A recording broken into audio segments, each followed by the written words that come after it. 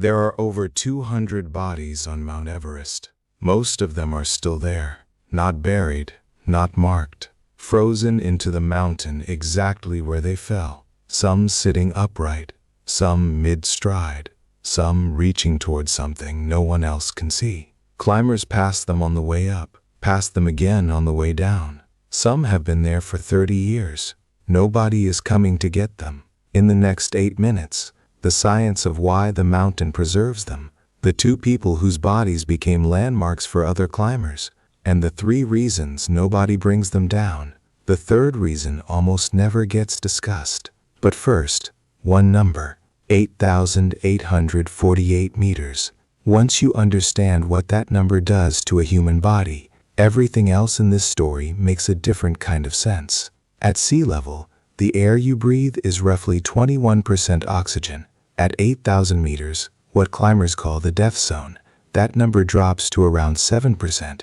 Your lungs are pulling in the same volume of air, but they are getting less than 1/3 of the oxygen they need to keep your brain functioning normally. What happens above 8,000 meters is not gradual, it is a cascade. Within hours, your red blood cell production cannot keep pace with demand. Your brain begins to swell, a condition called high-altitude cerebral edema. Your lungs start filling with fluid. Judgment deteriorates first, then coordination, then the ability to feel cold. Climbers in the final stages have been found removing their jackets at -40 degrees Celsius. The brain, starved of oxygen, interprets the dying as warmth. It is called paradoxical undressing. It is fully documented in high-altitude medicine. Most people who die on Everest do not die from a fall. They sit down to rest, and they do not get up. Now here is the part that makes Everest unlike any other place on Earth. At -40 degrees Celsius, bacterial decomposition essentially stops. The organisms that break down organic matter cannot survive at that temperature. The air above 8,000 meters is also extraordinarily dry. Water content is a fraction of what you find at lower elevations. What this means in practical terms is that a body left on the upper mountain does not rot, it desiccates. Moisture pulled from tissue slowly over months and years. What remains is preserved, not like ice preserves something, but like the ancient bog bodies found in northern Europe, compressed, darkened, features intact. Climbers who have reached the summit have described passing bodies that looked as though the person had simply stopped walking, skin tight against the bone, features recognizable decades later. Some of these people have been on that mountain since the 1990s. I want to tell you about 2 of them, not as statistics, as people. The first is Tsewang Paljor. He was 28 years old, an Indian climber, part of a 3-man team from the Indo-Tibetan Border Police, attempting the Northeast Ridge route in May of 1996. That year, a catastrophic storm hit the mountain, the same storm documented in Jon Krakauer's Into Thin Air. Dozens of climbers were caught above the death zone. Tsewang Paljor was among those who did not come down. His body came to rest in a shallow cave near a feature called the First Step on the Northeast Ridge. In the years that followed, climbers using that route began to notice him. Specifically, his boots, bright green, vivid, unmistakable, visible from a distance. Climbers began to use the cave as a navigation point. Turn here, rest here, green boots is just ahead. The internet gave him that name, Green Boots. It spread across climbing forums, documentaries, articles. His real name, Tsewang Paljor, almost never appeared. He became a landmark before he became a person. He was 28.